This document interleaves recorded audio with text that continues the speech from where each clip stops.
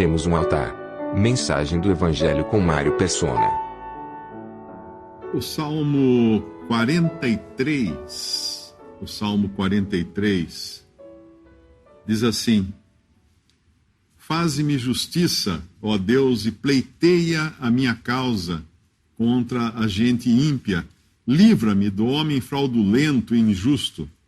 Pois tu és o Deus da minha fortaleza, por que me rejeitas? Por que me visto de luto por causa da opressão do inimigo? Envia a tua luz e a tua verdade para que me guiem e me levem ao teu santo monte e aos teus tabernáculos. Então irei ao altar de Deus, do Deus que é a minha grande alegria, e com harpa te louvarei, ó Deus, Deus meu.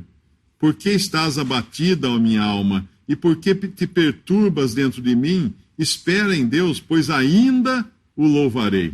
Ele é a salvação da minha face e Deus meu. Esse é um salmo tipicamente judaico, como são todos os salmos, obviamente.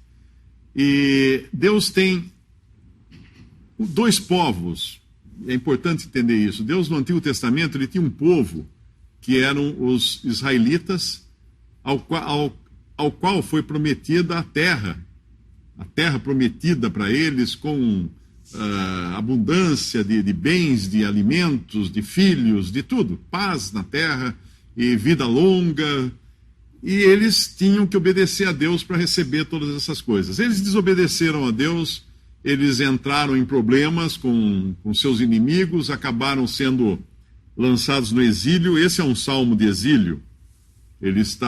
O salmista aqui está como que desejoso de voltar a ter acesso ao altar e voltar a ter alegria. Espera em Deus, pois ainda o louvarei. Envia a tua luz e a tua verdade para que me guiem e me levem ao teu santo monte, aos teus tabernáculos. Ele está olhando para uma coisa lá na frente, futura, que ele quer alcançar. Esses privilégios que Deus prometeu. E ele anseia por isso, mas ele está triste. Ele está melancólico aqui, ele está deprimido enquanto ele fala essas coisas. Por quê? Porque ele não tem acesso a esse altar. É uma coisa que nesse momento aqui está inacessível a ele. E essa era a condição do judeu, de uma maneira geral, e é até hoje essa a condição do judeu. Mas Cristo veio ao mundo e tudo mudou. Tudo mudou. Ele morreu numa cruz, ele ressuscitou, formou a igreja, que é o seu corpo, aqui na terra, aqueles que creem em Cristo como Salvador, e toda a maneira de abordar a questão da proximidade de Deus mudou completamente. Então hoje você tem cristãos nesse mundo que têm um acesso ao Pai que jamais foi permitido ou possível a qualquer israelita no Antigo Testamento. Começando que o cristão chama a Deus de Pai, algo que um israelita não chamava Deus de Pai e nem poderia chamar, porque não tinha essa filiação, não tinha esse DNA, não tinha essa vida implantada em si, essa vida vinda de Deus implantada em si. Então esse altar aqui que ele almeja chegar ao altar, então irei ao altar de Deus, do Deus, ele está fazendo uma referência ao altar que havia no templo, que foi precedido pelo altar que havia no tabernáculo no deserto, que era uma grande tenda no deserto que Deus havia mandado construir para ser o lugar de adoração a Deus. Esse altar não existe hoje. Esse altar terrestre, esse altar no tabernáculo do deserto, esse altar no templo de Jerusalém, que foi inclusive destruído, hoje os judeus não podem nem oferecer sacrifícios mais a Deus. Mas o que são os sacrifícios a Deus? Quando o homem pecou, quando Adão e Eva pecaram, lá no livro de Gênesis nós encontramos isso, no capítulo 3 de Gênesis, a primeira providência de Deus foi resolver o problema do pecado. Depois de mostrar a Adão e a Eva as consequências do seu pecado, e o pecado original era querer ser como Deus, ser independente, ser autossuficiente, não necessitar mais de Deus. Esse foi o pecado original, a desobediência, com esse objetivo de ser independente, de ser autossuficiente. Porque Deus tinha dado apenas uma ordem, e essa ordem foi descumprida. Eles não obedeceram essa ordem. Então, lá em Gênesis 3, versículo 21, diz que fez o Senhor Deus a Adão e a sua mulher túnicas de peles e os vestiu. Nunca havia sido cometida uma matança no Jardim do Éden. Deus matou um animal no Jardim do Éden. Deus matou um animal inocente para arrancar sua pele e fazer vestimentas de pele para Adão e Eva. Porque de uma hora para outra eles se viram nus. Claro que eles foram criados nus, fisicamente nus, mas eles se viram nus também, moralmente nus. Eles estavam envergonhados de Deus, eles se escondiam de Deus. Quando Deus buscava, eles se escondiam. Então Deus faz essa vestimenta de pele que só pôde ser feita com sangue derramado. Um animal morto, sangue derramado. Então ali era o protótipo de uma obra que Deus faria no futuro. E logo depois, quando Caim matou o seu irmão Abel, isso foi por uma inveja, foi porque Caim ofereceu o fruto do seu trabalho, o fruto da terra, como uma oferenda a Deus, e Abel ofereceu um animal morto, sangue de um animal inocente. E Deus se agradou da oferta de Abel. Provavelmente Abel escutava Adão e Eva contarem do que aconteceu lá atrás no Éden, quando Deus imolou, Deus matou, Deus sacrificou um animal para fazer aquela vestimenta de pele, e Abel falou, acho que Deus então se agrada disso, e fez aquele sacrifício de um animal, e Deus se agradou daquele sacrifício. Quando Noé sai da arca, ele sacrifica animais, ele faz sacrifício de animal depois da arca. Quando você chega no livro de Jó, que é até bem anterior à lei, a Moisés e a lei, Jó viveu num tempo bem mais remoto do que Moisés, nós encontramos Jó com esse discernimento de fazer sacrifícios pelos seus filhos, em favor dos seus filhos. Ele fala, vai que os meus filhos pecaram em algum lugar que eles foram, e então vou sacrificar animais para eles. Por que o sacrifício? Porque o sacrifício demonstra que alguém está pagando pelo erro do outro. Um inocente pagando pelo erro do culpado. Lá no Éden, Deus tinha construído um protótipo. Eu estudei arquitetura, então quando a gente fazia um projeto, a gente às vezes tinha que construir uma maquete. Você fazia a planta e tal, e às vezes construía uma maquete, uma miniatura de como ia ser aquele prédio. Esse protótipo que Deus fez no Éden, era do sacrifício de um animal, de um inocente, era a maquete daquilo que Deus iria construir lá na frente, que a gente chama de obra de Cristo. Lá na frente Deus iria fazer isso. Depois, ao longo do Antigo Testamento, nós vemos os israelitas oferecendo muitos animais, diferentes tipos de oferendas a Deus, e muitas delas com animais sacrificados e sangue derramado. E quando chegamos no Novo Testamento, nós aprendemos que existe um altar agora para o cristão. Então, o altar também existe, claro, existe um altar para o cristão. Quando nós vamos lá no capítulo 13 de Hebreus, nós encontramos no versículo 10 dizer assim, temos um altar. Então nós temos um altar. O que é um altar? Um altar é uma pilha de pedras em cima da qual o animal era colocado, sacrificado, queimado, às vezes, dependendo do tipo de sacrifício. Isso era um altar. O altar era um ponto de referência elevado, o altar era sempre acima do chão, onde a vítima era oferecida, a vítima era sacrificada. Temos um altar. Mas que altar é esse? Talvez você tenha ido a uma igreja católica e lá eles falam, olha, ali é o altar. Por que é o altar ali? Porque ali o sacerdote, o padre católico, ele faz a missa e ele também faz uma repetição do sacrifício de Cristo usando a hóstia, usando o vinho, e ali ele repete o sacrifício de Cristo. Interessante. Então aquele altar é aquela coisa geralmente é de granito, de mármore, de concreto, é o altar. Aí você vai a uma igreja evangélica, o pastor não vai fazer um apelo, você quer ser salvo? Venha ao altar, para eu orar por você. Venha ao altar. E lá o altar talvez seja um púlpito, como esse aqui de madeira, ou mesmo uma mesa de concreto, alguma coisa assim, mas ele convida você a ir ao altar, que é uma mobília, é uma peça de mobiliário, como é na igreja católica, também nas igrejas protestantes ou evangélicas. Então, isso é o altar, dentro da concepção humana da cristandade do altar. Mas quando fala que temos um altar, que altar é esse que nós temos? E quando ele vai falar temos um altar, no capítulo 13 de Hebreus, versículo 10, ele está escrevendo para judeus convertidos a Cristo que tinham uma característica muito interessante.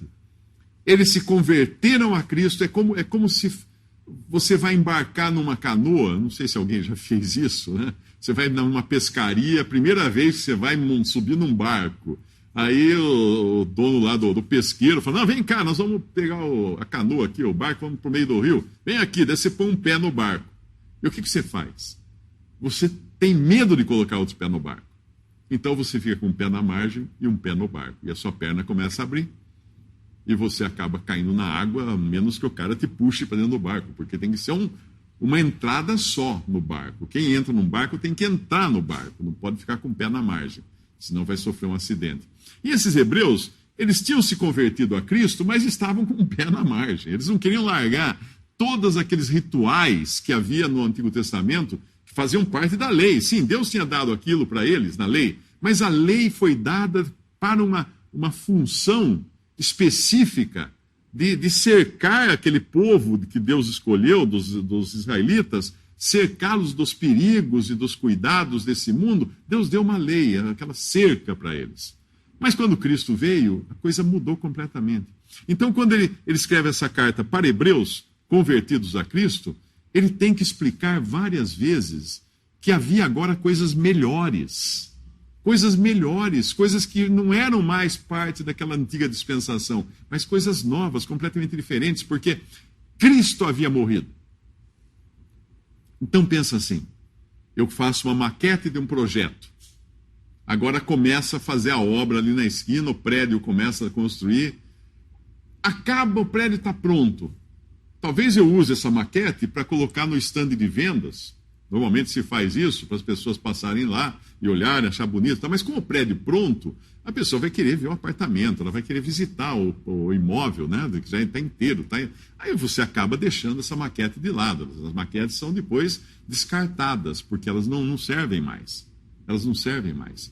Então aquelas coisas do Antigo Testamento eram figuras. Mesmo os sacrifícios do Antigo Testamento eram figuras de algo maior, algo que ia ser construído, que era muito mais concreto, muito mais precioso, que era a obra de Cristo na cruz. Então quando ele fala, temos um altar, não é aquele que tenta supostamente repetir o sacrifício de Cristo nas igrejas católicas, porque o sacrifício de Cristo não pode ser repetido. Não é aquele. Não é aquele para o qual o pastor convida as pessoas, venham ao altar. Não é esse. O altar que nós temos é Cristo crucificado. Cristo crucificado. E quando aqui em Hebreus capítulo 13, versículo 10, ele fala, temos um altar de que não tem direito de comer os que servem ao tabernáculo. O tabernáculo, aquela grande tenda no deserto, onde os judeus entravam, os sacerdotes faziam sacrifício de animais, e dependendo do tipo de sacrifício, havia diversos tipos de sacrifício. Um deles, o sacerdote pegava uma bacia de sangue daquele animal sacrificado e entrava no Santo dos Santos, o lugar mais interior do tabernáculo, atrás de um véu enorme que ninguém podia entrar ali, porque seria morto se entrasse sem sangue. Então o sacerdote entrava ali com sangue. Ele não era morto porque ele estava com sangue, e depois ele borrifava aquele sangue sobre a tampa da Arca da Aliança, que estava lá naquele interior. Mas só ele podia fazer isso, só o sacerdote podia fazer isso, e só num determinado momento, num determinado dia ele podia fazer isso, e só seguindo uma série de rituais ele podia fazer isso. Outro tipo de sacrifício era aquele que o animal era morto, e o sacerdote comia das carnes do animal. Ele se alimentava do animal morto, do animal sacrificado. E tinha também sacrifícios quando ele não comia da carne do animal, mas o animal depois era colocado fora do arraial hebraico, do acampamento hebraico, e queimado. Era colocado fora e queimado. E esse capítulo junta, basicamente, faz um pupurri desses diferentes sacrifícios, e ele diz assim, temos um altar de que não tem direito de comer os que servem ao tabernáculo. Então, aqueles que continuavam praticando aqueles sacrifícios judaicos não podiam participar agora desse altar do qual o autor fala aqui, porque são coisas incompatíveis. Incompatíveis. Se alguém está ainda celebrando sacrifícios, sacrificando animais como os judeus estavam, como é que ele quer participar de um altar, de um sacrifício definitivo, resolvido de uma vez para sempre? É como se eu dissesse, temos um prédio construído agora, no qual não podem morar os que querem morar na maquete, os que querem morar na planta. Nós temos um prédio construído, não pode morar lá quem quer morar na maquete. É isso que ele está dizendo aqui. Então, mostrando muito claramente que aquele sacrifício do qual todos os outros eram símbolos ou figuras ou nuvens, apontavam para esse sacrifício único, derradeiro, definitivo, que não precisaria ser jamais repetido, o sacrifício de Cristo na cruz. O nosso altar hoje é Cristo crucificado. Temos esse altar. Podemos nos beneficiar desse altar, desse sacrifício de Cristo na cruz. Mas não se pode beneficiar dele quem está ainda ligado aos velhos sacrifícios, aquela velha noção de que se eu for seguidor da lei, se eu fizer isso, se eu fizer uma lista de coisas, cumprir todas as tarefas que a Bíblia fala, tal, eu talvez, porventura, quem sabe, serei salvo. Não. Se você pensa assim, você não pode comer desse altar. Você não pode participar desse altar. Você está num tempo errado. Você está ocupado com a maquete. Temos um altar. E ele continua. Porque os corpos, no versículo 11, os corpos dos animais cujo sangue é pelo pecado trazido pelo sumo sacerdote para o santuário, são queimados fora do arraial, como eu disse, um outro tipo de sacrifício. E por isso também Jesus, para santificar o povo, pelo seu próprio sangue, padeceu fora da porta. Saiamos, pois, a ele, a Jesus, fora do arraial, levando o seu vitupério, ou a sua rejeição, ou a sua vergonha. Porque não temos aqui cidade permanente, mas buscamos a futura. Portanto, ofereçamos sempre por ele a Deus sacrifício de louvor, que é o fruto dos lábios que confessam o seu nome. Isso tudo vem no pacote, agora, de uma salvação resolvida. Então, se alguém está numa religião e acha que nessa religião ele vai encontrar a salvação, o perdão dos seus pecados e a vida eterna, ele está vivendo um tremendo engano. A ele, eu posso dizer, temos um altar do qual você não pode comer. Por quê? Porque você está seguindo rudimentos, você está seguindo leis, você está seguindo cerimônias. Não, mas eu vou na missa, eu vou no culto, eu faço isso, eu faço aquilo. Não é isso. O homem nasceu pecador, o homem nasce pecador por causa do pecado de Adão e Eva. Quando eles pecaram, o que Deus fez para cobrir o pecado deles? Matou um animal, fez cobertura de peles e vestiu os dois. Se alguém perguntasse, o que é essa vestimenta, Adão? O que roupa é essa, Eva, que você tem? Isso aqui é a roupa que Deus cobriu o meu pecado. Com a qual Deus cobriu o meu pecado é a pele de um animal morto, a pele de um animal inocente. Então hoje uma pessoa que realmente crê em Jesus Cristo, quem perguntar, como você está salvo? Porque eu estou vestido agora de um sacrifício já consumado de uma vez para sempre. E se existe alguma religião que talvez queira supor que vai repetir o sacrifício na missa, ou vai exigir de você um sacrifício para você ser aceito por Deus, isso não vai funcionar. Veja algumas passagens, esse livro de Hebreus, essa carta aos Hebreus, ela tem muitas passagens falando das coisas melhores, que Deus estava trazendo coisas melhores. Então pega o Antigo Testamento, todo ele é válido para nós, para o nosso ensino, como figuras, como símbolos, como maquete. A maquete está lá, que bonita a maquete. Mas espera aí, olha, chegou agora a realização, o prédio está pronto. Olhe para o prédio pronto. Deixa a maquete lá, muito bonita, é importante se você olha a maquete, entende como é que funciona e tal, mas ocupe-se agora more no apartamento pronto, no prédio pronto. É isso que Deus quer falar aqui. No próprio livro de Hebreus, no capítulo 7, ele dizia assim: isso fez ele, Cristo, uma vez oferecendo-se a si mesmo. O contexto é que não necessitasse, como sumos sacerdotes, de oferecer cada dia sacrifícios, primeiramente por seus próprios pecados, depois pelos do povo, porque isso fez ele, fez Cristo, uma vez, oferecendo-se a si mesmo. Uma vez. E quando ele vai lá no capítulo 9 de Hebreus também, ele fala: de outra maneira necessário lhe fora padecer muitas vezes desde a fundação do mundo, mas agora, na consumação dos séculos, uma vez se manifestou para aniquilar o pecado pelo sacrifício de si mesmo. Uma vez. Se você está em Cristo, o seu pecado foi aniquilado. Os seus pecados foram lançados sobre ele na cruz. Quando ele morria lá na cruz, Deus o fez pecado por nós. Quando ele derramou o seu sangue depois de morto, o seu lado foi aberto pela lança do soldado, o soldado abriu o lado do cadáver de Jesus, ali saiu sangue e água, e João fala: o sangue de Jesus Cristo, seu Filho, nos purifica de todo pecado. Ali estava resolvida a questão para sempre. No mesmo capítulo 9 de Hebreus, versículo 28, assim também Cristo, oferecendo-se uma vez para tirar os pecados de muitos, aparecerá a segunda vez, sem pecado, aos que o esperam para a salvação. Uma vez ele ofereceu-se a si mesmo para tirar os pecados de muitos. Eu pergunto, ele tirou os seus pecados? Mas eu faço tanta coisa errada. Ai, Deus me perdoe, né? Como é que eu vou fazer quando eu vou chegar na presença de Deus? Se ele tirou os seus pecados, você está salvo. O Evangelho é a boa notícia de salvação. Evangelho não é uma lista de regras. Ninguém diria que é uma boa notícia receber uma lista de regras. Eu chegar em casa e falar: crianças, tem uma boa notícia para vocês. O que o senhor vai dar de presente, pai? Não, presente nada, ó. Você vai lavar, você vai passar, você vai limpar, você passa o aspirador, você corta a grama, lava o carro. Pai, mas isso não é boa notícia? Não é, mas é uma boa notícia para mim, mas para vocês não. Isso não é boa notícia. Agora, se eu chegar criança, tem uma boa notícia para vocês.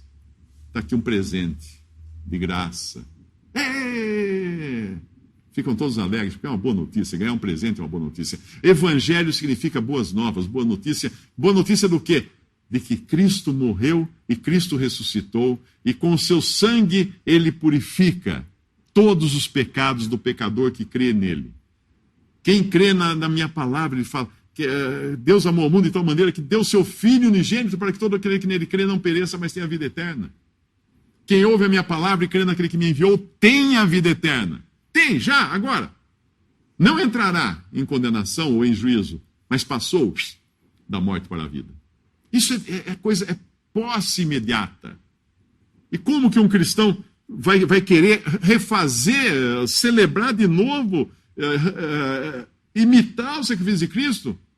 Como? Não pode. É uma coisa resolvida, lavrada, reconhecida em cartório, vamos chamar assim. No cartório de Deus está lá. Se for procurar nos livros do cartório de Deus, está lá, está aqui, ó. Sangue derramado. O sangue foi derramado. A vítima já foi morta.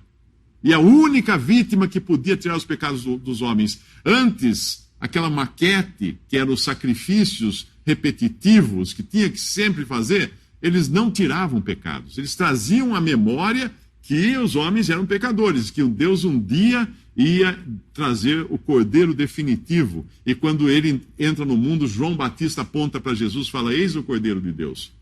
Qualquer judeu que tivesse sido criado no judaísmo sabia o que era essa linguagem.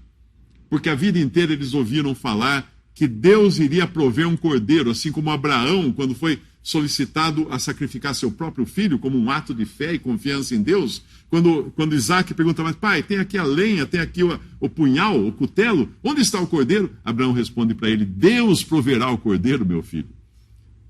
Cada judeu crescia escutando essa história e gravava na sua mente: Deus proverá o cordeiro, Deus proverá o cordeiro, Deus proverá o cordeiro. E vem João Batista e aponta para um homem passando e fala: eis o cordeiro de Deus que tira o pecado do mundo. E ali alguns então falaram: uau, é esse que eu quero. É esse que eu esperava. É esse que eu buscava. E você espera o quê? Ser salvo pelas suas próprias obras, pelo seu próprio merecimento? Não pode. Não pode, somos pecadores. Não tem nada que a gente faça que seja limpo de pecado. Qualquer coisa que você faça não serve para Deus, porque Ele quer dar. Ele quer dar a salvação. Ele quer dar. Todos aqueles rituais eram muito bonitos, eram muito importantes, mas não são a coisa em si. Temos, e mais no capítulo 9 também de Hebreus, no versículo 28, fala assim: assim também Cristo, oferecendo-se uma vez para tirar os pecados de muitos, aparecerá a segunda vez sem pecado aos que o esperam para a salvação. Esse foi o último versículo que eu li. Uma vez. Agora eu pergunto, você espera Ele? Você está esperando por Ele? Ou você está naquela ansiedade do Salmo 43? Ainda um dia, quem sabe, porventura, eu verei o altar como eram os judeus. Eles estavam pensando numa coisa futura que não estava ainda consumada, não era resolvida. Um cristão, ele tem tudo resolvido, tudo passado a limpo. Todos os seus pecados foram lançados no esquecimento, a Bíblia fala. Esse é o privilégio de ser cristão. Quando o apóstolo Paulo escreve para os cristãos, ele fala assim: regozijai-vos. Regozijai-vos, outra vez vos digo, regozijai-vos sempre no Senhor. O que é isso? Se alegrem. Eu não poderia viver uma vida alegre se eu tivesse o peso dos meus pecados ainda sobre mim, aguardando o juízo de Deus. Muitas pessoas perguntam assim: quando eu chegar no juízo final, então Deus vai ver os meus pecados? Eu falei: não, minha filha, se você chegar no juízo final, você está perdida. Quem chegar no juízo final está perdido. Porque o juízo final é lavrar a sentença de condenação eterna. Não espere chegar no juízo final. Qualquer pessoa é salva por Cristo enquanto está viva. Depois que morre, acabou a chance, não tem mais chance. Todas as chances são para enquanto você está vivo. E hoje pode ser a sua chance. Hoje pode ser o último aviso que você recebe. Às vezes você está no aeroporto, avisam lá, voo tal. Última chamada. O que significa a última chamada? Eles não vão repetir mais a chamada. Se você perdeu aquela, vai perder o voo. Última chamada. Eu nunca me esqueço o dia que meu pai saiu para levar uma Bíblia de presente. Ele comprou uma Bíblia para dar para um amigo dele, aqui em Limeira mesmo, e ele foi até a casa desse amigo dele, não é muito longe daqui a casa, foi caminhando até lá, bateu no portão, o amigo saiu na porta, conversaram um pouco, meu pai deu um folheto para ele, explicou o que era o Evangelho, explicou para ele o que era a salvação pela fé em Jesus Cristo, entregou a Bíblia de presente, o homem agradeceu muito, se despediram, esse homem entrou em casa para almoçar e caiu com o rosto no prato, morto. A última conversa que ele ouviu foi o Evangelho da salvação. Se ele está salvo, não sei, mas ele não vai poder jamais argumentar que nunca teve uma oportunidade. Nunca chamaram ele para aquele voo, para entrar na eternidade. Ele ouviu o chamado. Se ele aceitou, Deus sabe, vamos ter surpresas. No céu vamos ter grandes surpresas. Então hoje você está escutando esse chamado. Creia no Senhor Jesus Cristo para receber o perdão de todos os seus pecados. Ah, mas e o purgatório depois? Que purgatório? Não tem purgatório. Se Cristo morreu para levar de uma vez, tirar os pecados, você acha que ele fez pela metade o serviço? Ah, mas ele morreu pelos pecados meus até o dia que eu me converti, não é? Não! Ele morreu por todos os seus pecados, porque quando ele morreu você não existia ainda. Você nem existia, ele morreu pelos seus pecados que ainda iam existir. Todos. Nenhum vai ficar na sua folha, no seu prontuário, na hora que você se encontrar com Deus, se você crê em Jesus agora como seu Salvador. Vai ter um prontuário limpo, uma folha limpa. Porque se você tiver um pecado, até que nem que seja um mau pensamento, que não tenha sido pago pelo sangue de Jesus derramado na cruz, você não entrará na presença de Deus. Foi por causa de um pecado que Adão e Eva foram expulsos da presença de Deus. Você acha que vai entrar por causa de um pecado, porque tem poucos pecados? Não. Ou você está limpo ou você está sujo. Uma gota de água suja num copo, ela suja o copo inteiro. Ela contamina o copo inteiro. E assim é o pecado também. Então creia agora. Creia em Jesus como seu Salvador. Ele não pede nada difícil para você. A Bíblia não fala para você qualquer coisa que seja difícil, esforço, nada disso. Deus fala, creia em Jesus e será salvo. Essa é a mensagem do Evangelho. Essa é a boa notícia que eu tinha para trazer agora, esta noite aqui. Espero que você creia e espero que um dia a gente se encontre novamente, se não aqui na terra, mas certamente na presença do Senhor Jesus no céu. Vamos dar graças. Nosso Deus e Pai, nós te damos graças, Pai, por essa mensagem de perdão, de salvação, por esse evangelho tão precioso, que nos fala da obra de Cristo consumada, um sacrifício feito uma vez para sempre. O sangue derramado uma só vez, sangue esse que nos purifica de todos os nossos pecados. Obrigado, Pai, pelo Senhor Jesus Cristo, obrigado também por esse evangelho ainda estar sendo levado por todo o mundo. Pedimos por alguém que esteja escutando, Pai, essa palavra e ainda não tenha a certeza de todos os seus pecados perdoados, a certeza da sua salvação eterna. Que tu possas trazer agora, Pai, certeza a essa alma, para que creia em Jesus, confie completamente que a obra já foi feita, o sacrifício já foi consumado e Cristo está ressurreto agora à destra de Deus Pai. Nós pedimos isso, Pai, no nome precioso de nosso Senhor e Salvador Jesus. Amém. Visite 3minutos.net. Dúvidas? Visite respondi.com.br. Adquira os livros ou baixe o e-book. Também para Android e iPhone.